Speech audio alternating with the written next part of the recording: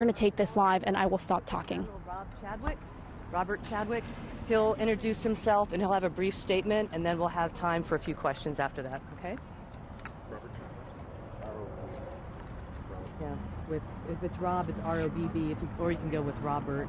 And his bio is on the Navy.mil. Thank you for your patience, everyone. Again, this press conference about to get underway right now. They're getting him mic'd up, and we hopefully will get more information. I know the details throughout the afternoon have been a bit confusing. And here we go, this press conference about to start right now. Questions after this. All right. Again, I'm Rear Admiral Rob Chadwick. I am Commander, Navy Region Hawaii, and I want to thank everyone, Navy Region Hawaii, and I want to thank everyone for being here this evening. And I certainly wish it was under different circumstances. I can report that Joint Base security personnel did respond to the report of an active shooter today in the vicinity of Dry Dock 2 in the Naval Shipyard. I can confirm that there were 3 shooting victims. We have confirmed that 2 are deceased. 1 is in stable condition in a local hospital. I can also report that the shooter, who has tentatively been identified as an active duty sailor assigned to USS Columbia, SSN 771, is also deceased by an apparent self-inflicted gunshot wound. I cannot share the names of the victims or the shooter at this time until we can confirm that next of kin notifications have been made.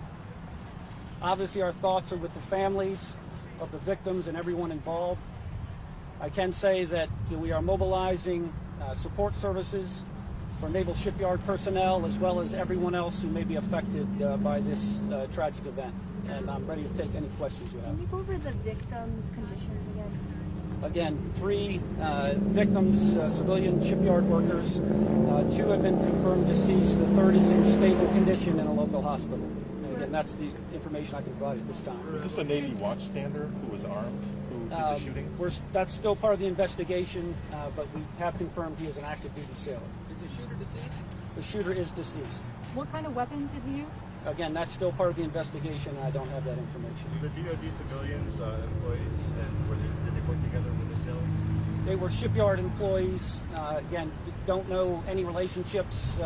Obviously, in the shipyard, there's always a mixture of active duty personnel and shipyard workers. The Columbia is not stationed here. Why was it in Dry Dock number 2? Standard maintenance for submarine maintenance done in the dry dock. How many people are employed on the Columbia? I don't have the number of the crew of the Columbia. And how many witnesses were there? Witnesses? I don't have the number of witnesses, but witnesses are still being interviewed at this time. Do you know if the victims were targeted or if they were shot at randomly? We have no indication yet whether they were targeted or if it was a random shooting. Do you know if the shooter was male or female?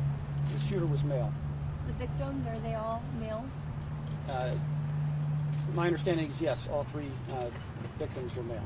And just to go over again, the gunman is a sailor, he's deceased, and 1 civilian worker, male, also deceased. No, the shooter is deceased, as well as 2 of the civilian shipyard workers.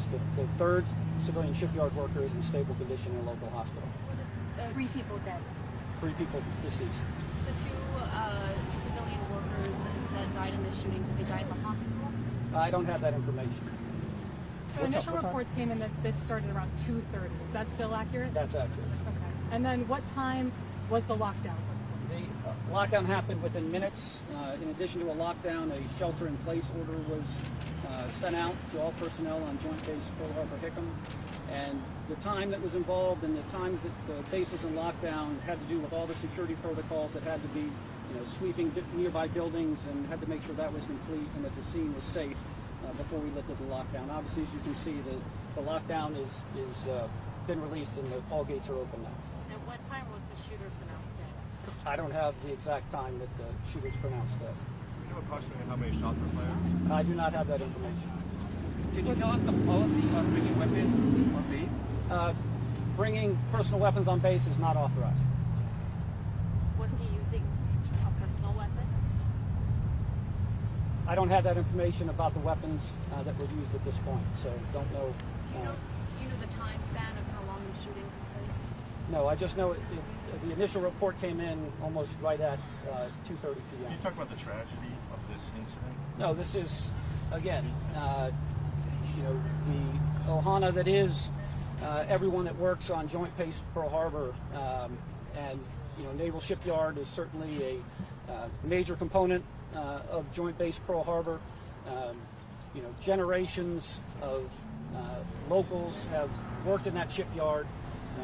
You know, we're getting ready to celebrate, or at least honor, the 78th anniversary of Pearl Harbor, and the role that the shipyard played in World War II is pretty legendary. And the shipyard is well known for, you know, the amazing work they did then and the amazing work they continue to do. So this is certainly a tragedy for everyone here, but certainly our sincere thoughts are with the families of the victims and everyone involved. Has there been any discussion about, with the anniversary literally just days away, new security protocols, et cetera, for the base and for the visitor center? We always look at the current situation and make evaluations on any upgrades and security that are needed, and that will continue. What about, this may be one of the very first active shooting situations on this base. There's been crimes and other things that have happened here. What does this say to you? No, again, I think we're going to have to, this is going to be fully investigated, and once we determine, again, we've already talked about don't know motives at this point, more details certainly to come, but we'll be looking at every aspect of it, what lessons we can learn, what additional, you know, security procedures would be needed, but again, we're still very early in the investigation. Did you say the shooter killed himself? Apparently, right, the shooter apparently by a self-inflicted gunshot. We have time for just a couple more questions. Can you talk about the response from all the different agencies on the island, as well as the civilians that obeyed orders for the lockdown? Right. I think it really was an incredible response. Joint Base Pearl Harbor security personnel were on the scene within minutes. HPD also responded and did come on base to add assistance. Obviously, NCIS is leading an investigation right now, but we will continue. You know, as information becomes available, we'll make sure that we get the information out. And was the Columbia on a Western Pacific deployment, or? I don't have her current schedule right now, but obviously she in the dry dock is pretty deep maintenance right now. Okay, last question. Sorry, what are the conditions of everybody? Okay, again, shooter is confirmed dead by an apparent self-inflicted gunshot wound. There were 3 shooting victims. 2 of the victims are confirmed deceased. The third civilian shipyard worker victim is in stable condition at a local hospital. Got it. All right. Thank you, and Public Affairs will be providing other updates on our website. You have our numbers too. That's the latest here from the Nimitz Gate. You heard Rear Admiral Rob Chadwick updating the media there. Gunman is confirmed a sailor. He is dead from a self-inflicted gunshot wound. He opened fire on 3 civilians. 2 of the victims have been pronounced dead. The other is in stable condition. We'll have much more for you